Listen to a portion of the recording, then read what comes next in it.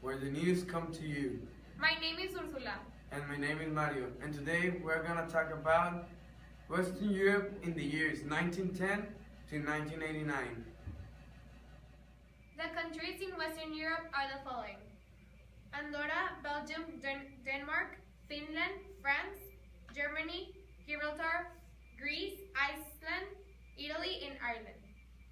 Liechtenstein, Luxembourg, Malta, Monaco, Norway, Netherlands, Portugal, San Marino, Spain, Sweden, Switzerland, and the United Kingdom.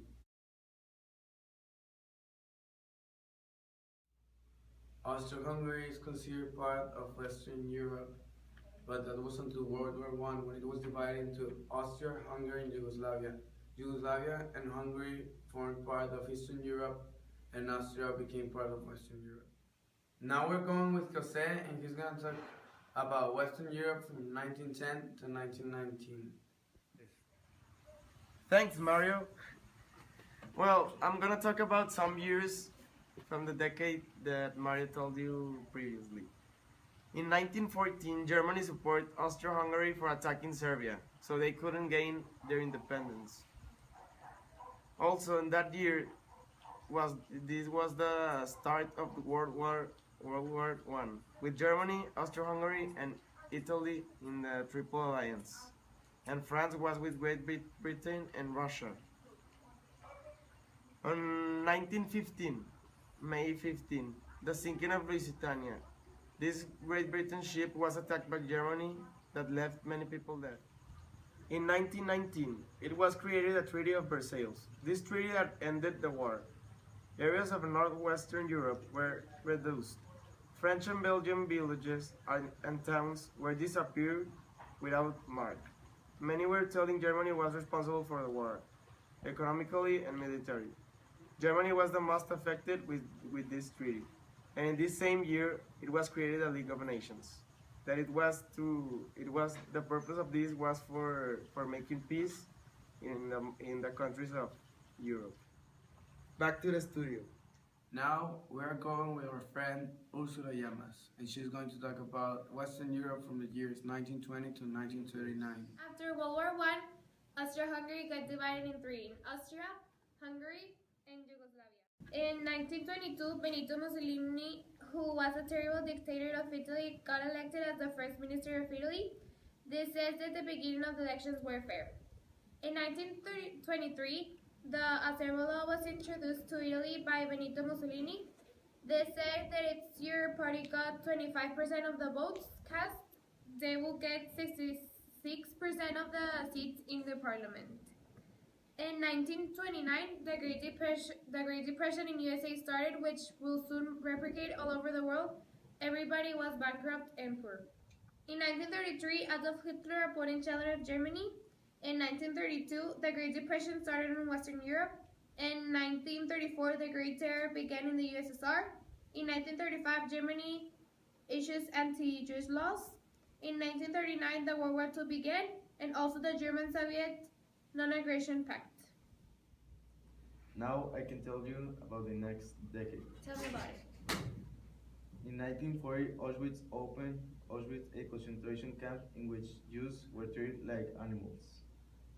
In 1941, siege of Leningrad, it lasted months and it was Nazis signing the Russians. In 1943, Italy joins the Allies. 1945, Germans surrender, Hitler commits suicide. 1948, Israel founded. And how was Western Europe involved in World War II? Well, Germany was with the Nazi, and Hitler was the leader of the Nazi, and they wanted to expand their territory through all Europe.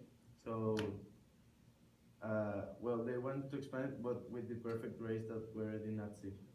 So they started invading other countries and gaining territories all over Europe, and then they were defeated by the Allies. Germany was divided into four when they were defeated, and also Hitler suicide when he was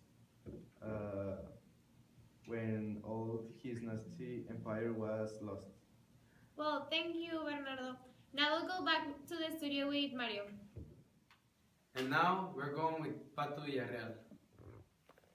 Thanks, Mario. Now I will tell you about the major events from the periods of 1960 to 1970. In 1960, the Stockholm Convention established the European Free Trade Association. In 1961, UK, Ireland, and Denmark joined the European Economic Community. In 1961, the Berlin Wall was built, sealing off West from East Berlin. In 1968, Soviet and Warsaw Pact troops invaded Czechoslovakia.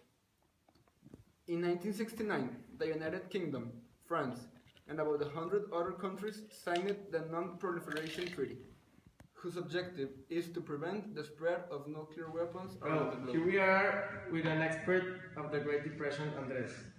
Well, tell us about the Great Depression. Well, as you may know, the Great Depression was worldwide. It started because of the stock market crash in 1929. The Great Depression hit Europe until the 1930s, well, 1932 specifically. Later on, to recover from this crisis, USA, well, Franklin D. Roosevelt, the President of the United States, made a plan called the New Deal.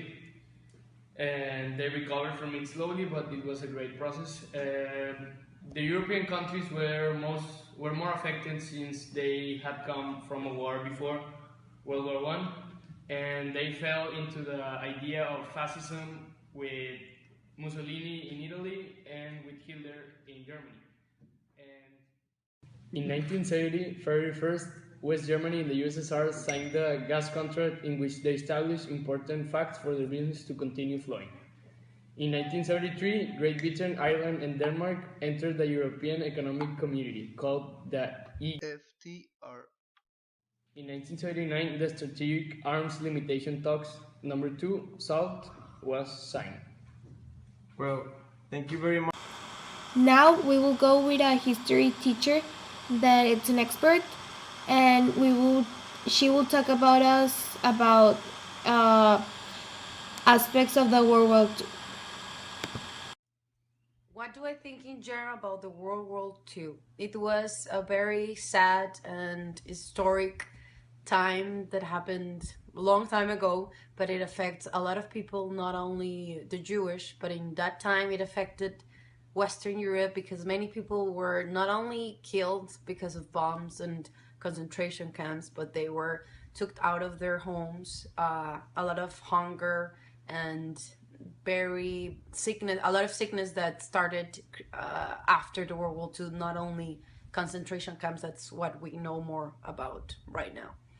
Another question, how did it affect Western Europe? What I just mentioned. Do you think that the most affected country was Germany? Definitely not. Germany was one of that it had a lot of bombing and a lot of deaths, but one of the other countries that was very affected was Poland, that it had the biggest concentration camp, that it was Auschwitz, where it was killed millions and millions of Jewish people, and a lot of torture that has come up in movies and a lot of articles in the modern time.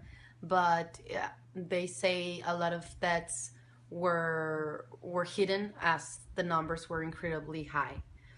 Are you in favor or against Hitler decisions? I'm against Hitler decisions regarding cruelty in humans and deaths and unnecessary cruelty.